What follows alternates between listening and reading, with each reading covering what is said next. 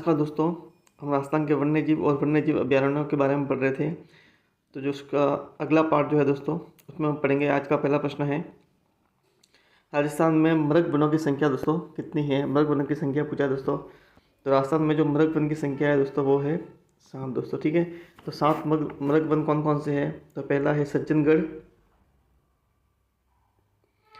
सज्जनगढ़ उदयपुर में है। दूसरा है दुर्ग मृग वन चित्तौड़ में है। तीसरा है पंचकुंड जो पुष्कर अजमेर में है। चौथा है अशोक विहार, अशोक विहार। पांचवा है संजय मृग वन, ये दोनों जयपुर में है। छठा जो है वो है माचिया सवारी, जोधपुर में है। और सातवां है अमृता देवी मृग वन। ठीक है दोस्तों, ध्यान रखें सातों के नाम ये पूछा था परीक्षा में प्रश्न सीधा। ये भी 2 जोधपुर में है और 2 जयपुर में है। ठीक है दोस्तों, इंपोर्टेंट प्रश्न है। कुल मृग वन की संख्या 7 है। सातों के नाम याद रखें और किस जगह स्थित है वो भी याद रखें। परीक्षा में सीधा प्रश्न पूछा था इसमें से। दूसरा प्रश्न है, राजस्थान का प्रथम मृग वन कौन सा है और कब स्थापित हुआ था दोस्तों? तो राजस्थान का जो प्रथम मृग वन है वो है अशोक विहार मृग वन दोस्तों। ठीक है, और ये जयपुर में स्थापित हुआ था 1886 में दोस्तों। ईयर भी याद रखें, अशोक मृग वन जयपुर 1886 में दोस्तों। ठीक है। तीसरा प्रश्न है, किचन गांव जोधपुर किस लिए प्रसिद्ध है दोस्तों?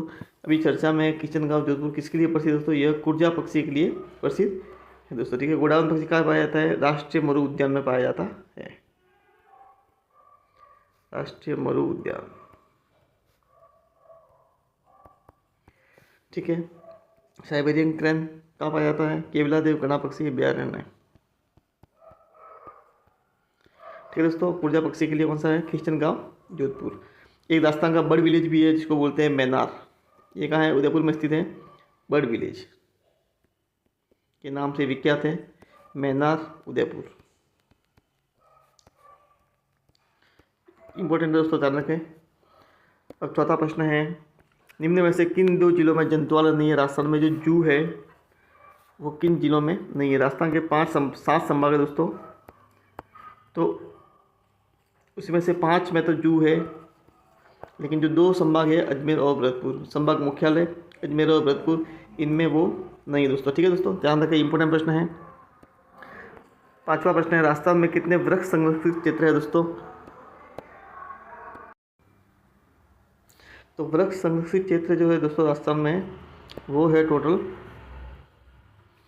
वृक्ष संरक्षित वर्ष 37 है, 37 दोस्तों। ठीक है, 37 घोषित किए जा चुके राजस्थान सरकार द्वारा वृक्ष संरक्षित क्षेत्र दोस्तों।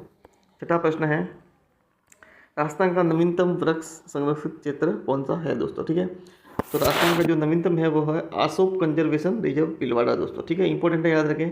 ये कब घोषित किया गया दोस्तों? तो ये 27 अगस्त 2024 को घोषित किया गया।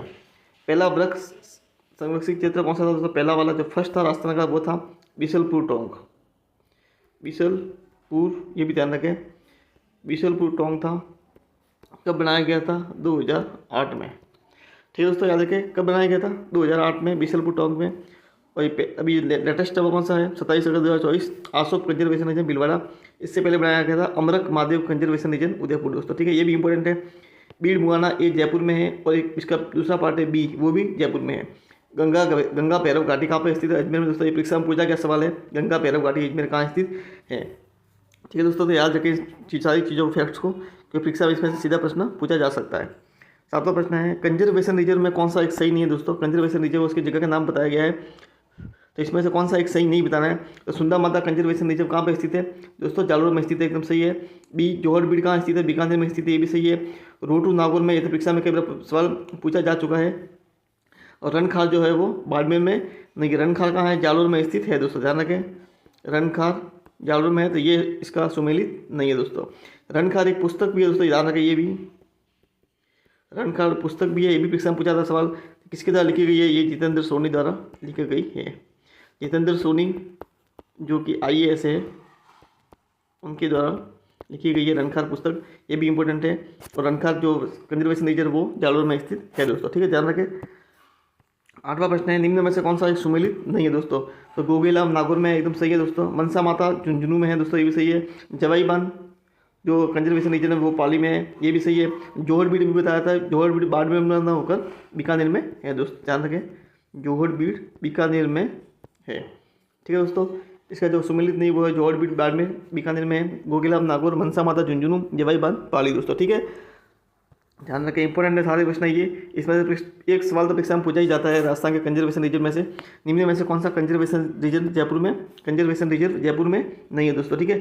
तो झालाना अम्मागढ़ जो लेपर्ड सवारी बोलते हैं इसको, लेपर्ड के लिए है, यह जयपुर में सही है। बीड़ मुहाना कंजर्वेशन बताया था आपको, A और B दोनों जयपुर में है। बीड़ मुहाना मंडी से याद कर सकते हो, जयपुर में जो मुहाना मंडी उससे, ठीक है दोस्तों। तो उम्मीदगंज कंजर्वेशन रिजर्व दोस्तों है वो है कोटा जिले में, ठीक है दोस्तों, ये जयपुर में नहीं है, ये कोटा में याद रखेगा दोस्तों, ठीक है। 10वां प्रश्न है, राजस्थान के किस जिले में सर्वाधिक कंजर्वेशन रिजर्व है दोस्तों? इंपॉर्टेंट प्रश्न है, राजस्थान के सर्वाधिक जो कंजर्वेशन रिजर्व है वो है 12 जिले में दोस्तों, ठीक है। कहाँ है? 12 जिले में कुल कितने हैं? 7 कंजर्वेशन रिजर्व है दोस्तों, ठीक है। इंपॉर्टेंट प्रश्न है ये भी। 11वां प्रश्न है, राजस्थान में कुल कितने आकेट निषिद्ध क्षेत्र है दोस्तों, ठीक है। आकेट निषिद्ध क्षेत्र, प्रोबेबिलिटी एरिया बोलते हैं इसको, आकेट निषिद्ध क्षेत्र कितने हैं टोटल राजस्थान में कुल आकेट निषिद्ध क्षेत्र 33 है। ये कब घोषित किए गए? ये वन्य जीव संरक्षण अधिनियम, वन्य जीव संरक्षण अधिनियम 1972 के तहत घोषित है आकेट निषिद्ध क्षेत्र। तो ये भी याद रहेगा किसके तहत घोषित किए गए हैं इनको, वन्य जीव संरक्षण अधिनियम 1972 के तहत घोषित किया गया है, इंपॉर्टेंट है। 12वां प्रश्न है, सर्वाधिक आकेट निषिद्ध क्षेत्र किस जिले में है दोस्तों? तो सर्वाधिक आकेट निषिद्ध क्षेत्र जोधपुर जिले में है दोस्तों, ठीक है, ध्यान रखें, सर्वाधिक आकेट निषिद्ध क्षेत्र जोधपुर में है। 13वां प्रश्न है, राजस्थान का सबसे बड़ा आकेट निषिद्ध क्षेत्र एरिया वाइज बताया गया दोस्तों।